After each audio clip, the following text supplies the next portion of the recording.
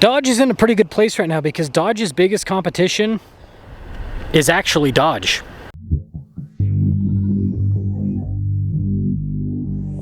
Both of these Durangos are currently available for sale with the Ken Garff Dodge Ram Jeep Chrysler in West Valley. I'll include a link to their website in the description down below.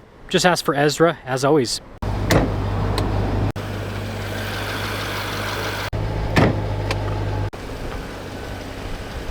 Powering the RT Durango is a 6.4 liter Hemi V8 that goes through an 8-speed automatic. Fuel economy is 13 around town, 19 on the highway, with power outputs being 475 horsepower and then 470 pound-feet of torque. Now, powering the GT Tow & Go is a 5.7 liter Hemi V8 that goes through an 8-speed automatic. Fuel economy is 14 around town, 21 on the highway, with power outputs being 360 horsepower, 390 pound-feet of torque. Now, the 6.4 Hemi being a larger displacement, higher performance engine, is probably going to go through oil a little bit quicker than that 5.7, but I mean, both of them are modern V8s, and so you just want to stay on top of the maintenance regardless. So fresh oil every 3 to 5K for that bad boy, and this one as well. If you're looking for more straight to the point comparisons like this, make sure you subscribe. So everything on the front ends of both of these vehicles is actually going to be identical. Here are the differences. Hemi, $392. Red brake caliper, black brake caliper. You got to remember, the Tow & Go basically gets all the SRT stuff, including 295 by 45 by 20, the wider tires. And that was the thing that made the Tow & Go cool back in the day, is that you get all the 392 stuff, you just don't have the engine. And so if you actually just look at this Tow & Go, and then look at the 392 RT, you really can't tell a difference other than the badges, and then, like I said, the coloration of the brake calipers. Now, the 392 tows 8,700 pounds. The Tow & Go also tows 8,700 pounds, and both of them have pretty, I mean, the exhaust note's a little bit different because different engines, but both of them have a beefier exhaust note because you got a more performance-oriented exhaust. So again, that's why the 392 and the Tow & Go, very similar. Now, there is another key difference inside. So this is the Tow & Go version. You can see the trim here, very nice. Also up top with like the fancy stitching, but a lot of stuff's gonna be a carryover, so pay attention to the seats. You can see the steering wheel. Some of the trim here, I guess this trim's a little bit nicer, that like blacked out trim there in the center console, but like the luxury features are all the same. I guess this one does have a sunroof. And now if we take a look at the RT 392, notice the trim here is not quite as nice, but I think it's more than fine. All the other stuff is pretty much a carryover. Yeah, see, I think that trim looks fine. No sunroof though. Before I go over pricing, I just realized the Tow & Go has that front splitter, whereas the RT 392 does not. Now, here's the crazy part. That Tow & Go is almost 63 grand, so the 5.7 Hemi version is more expensive than that RT that's just about 54,000. So you can get the 6.4 V8 for less than a 5.7 V8 with the same brakes and all of that. Let's drive them. Did I not close the door? Dork. Anyways, even if you're not a Dodge person, this has to be on your radar. If this is not on your radar, what are you doing with your life? What has your life come to that you can't get excited by a, not supercharged, I almost said supercharged, a naturally aspirated 6.4 V8 in a vehicle that is the same price as a mid-trim Palisade? Like, think about that for a second. You could be boring and get a hybrid or V6 Palisade, decent power on both, but we all know, not the most exciting powertrain setup. Or you could get this monster with 475 horsepower, knock your socks off, just crazy machine. And because it's naturally aspirated, you actually get to experience the power, right? You get to feel it build up. You guys probably, I put the horsepower meter there for a reason. You can see the horsepower building up as it goes through the RPMs. You know, a lot of the turbo cars, right? It's like, and especially electric cars, right? Electric cars give you all the power right out of the gate. But this, no, right? You get good torque on the low end, but you got to build up a little bit. So cool. I mean, this thing at partial throttle, as you can see, is putting out more horsepower than some cars have, period. That is so cool. This is one of the, like I said, just in terms of decisions that Dodge has made, such a good decision. I mean, they're completely flopping with the Charger right now. I mean, let's just be real here. Completely flopping with the Charger right now. Hey, we got 600 horsepower in a turbo fart can. Now it's a fast powertrain, it's smooth. I'm excited to drive the new 600 horsepower version. But this is just so much cool. It's like when I just reviewed that 6.7 liter Corvette the other week. It's like, yes. Does it make sense? Doesn't have to. It's just cool.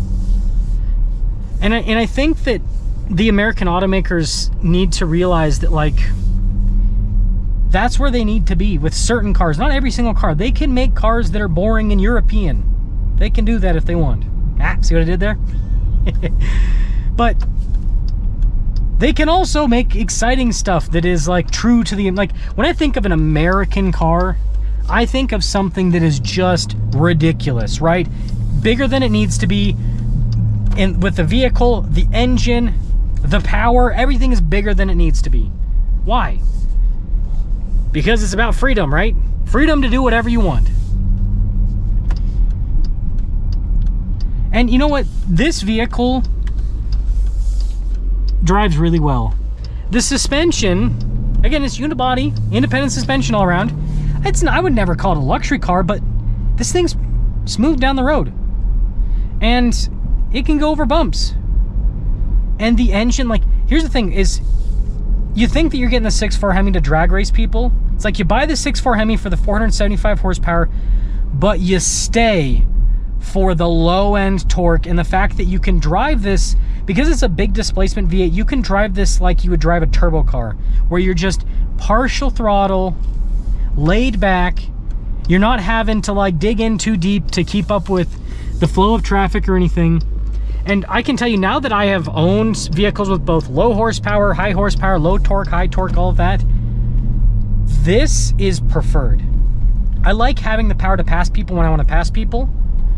And I also like having the ability to just sit back, relax, and cruise, and not feel like I've got to go full throttle because the vehicle is so slow, it's so underpowered, right? You really feel that with these modern turbo 4-cylinders. They're typical Volkswagen driver, no patience. Anyways, they're just sluggish in a way. Whereas this is not. This is just response. I got 1 horsepower going right now. Just idling. Does your car have 1 horsepower idling? It's crazy to see how much power this thing gives you right out of the gate. Look at that. You don't want that in your life? You don't want to be able to just like, and the sound that it makes. And this thing has, I think the stock exhaust is what most people should keep. But like, if you want more sound, like, there's so much aftermarket support for these Durangos. That's the thing's nice about this being, you know, an older car. There is aftermarket support. So like, if you want to do a loud and rowdy exhaust, they exist. They exhaust. See what I did there? Ah. Anyways, that is the new Durango RT deal of the century. I'm going to be comparing this to a Tow and Go, and if it doesn't sell by the time I'm done with that comparison, I'm going to compare it to a Ford Exploder. Ah! See what I did there? And so stay tuned for all of that. So GT with the Tow and Go. Man, today's been a Durango day, let me tell you. Gotta finally review the new RT392, and I think this is the first time I've ever, I don't know, I have to go check back on my video catalog. I think this is the first time I've ever been able to compare a Tow and Go to a 392 directly. Now what I'll say, yeah, it's a pretty big power difference. 360 versus 475 for the horsepower, 390 versus 470. I mean, and then displacement, right? 6.4 versus 5.7. There's no replacement for torque and horsepower and displacement. There's no replacement for any of it. So yeah, you do feel the power difference. This isn't bad. This is actually very responsive. Sounds great. The Tow and Go definitely livens up the 5.7, but it's not the 6.4. And so, as crazy as this sounds, I feel like the Tow and Go package was a really good value back in the day when the 392 was 80 grand. Because it's like, hey, you get the 392 bits and the higher towing capacity. This tows 8,700 pounds. A regular RT only tows 7,400. And it was, you know, again, less money. But now, this is more money than a base 392 RT. tow's the same. And I feel like it's a downside to get this package if you're gonna get an RT, because it's like if you really wanna have the higher towing capacity, you might as well get the 6.4. That's kind of the one to go for in my opinion, because it's more exciting and again, less money starting. So go for the 6.4, and then if you get the 5.7, get a less expensive one so you save money, and then also you get more comfortable suspension. The 392 suspension is firmer, less comfortable than the base RT suspension. The base RT suspension, that again, well, when I say RT, I'm talking about 5.7 GT, okay? They rebadged the car. They're all the same now. But anyways, you guys know what I'm talking about. It's just more comfortable. This handles well, but yeah, it's definitely firmer, less kind of floaty. Not bad though. Not bad at all. I'm glad they still offer this, because I'm sure like someone wants, you know, they're like dead set in the 5.7, but I do think my advice to Dodge would be to just lower the price tag on the Tow and Go package. Like, instead of it being a $6,000 something option, as crazy as this sounds, let's see, GT starts at 43, RT starts at 51, and the RT is going to come with everything standard. It comes because it's 392.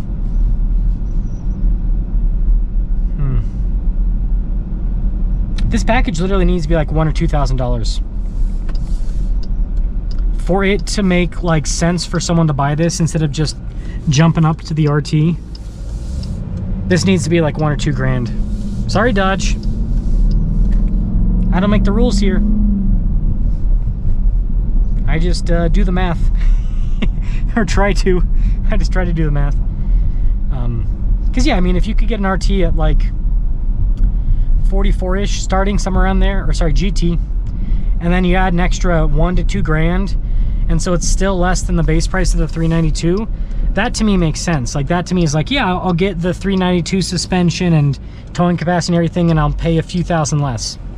But if I get a GT and put this on it, I'm gonna be over, like, you're pretty much, yeah, you're gonna be like at that same $51,000 price tag. So it's like, why would I buy? Sounds good. Yeah, it's like, why would I buy this when I could get that?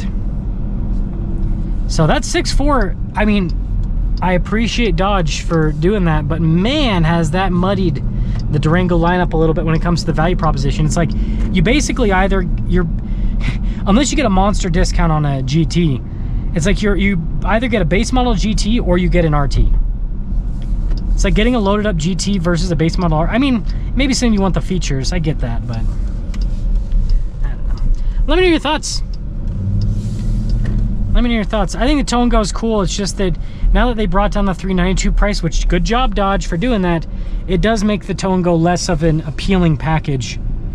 Because I mean, I'd rather, even if I have to wait, I'd rather get the 392.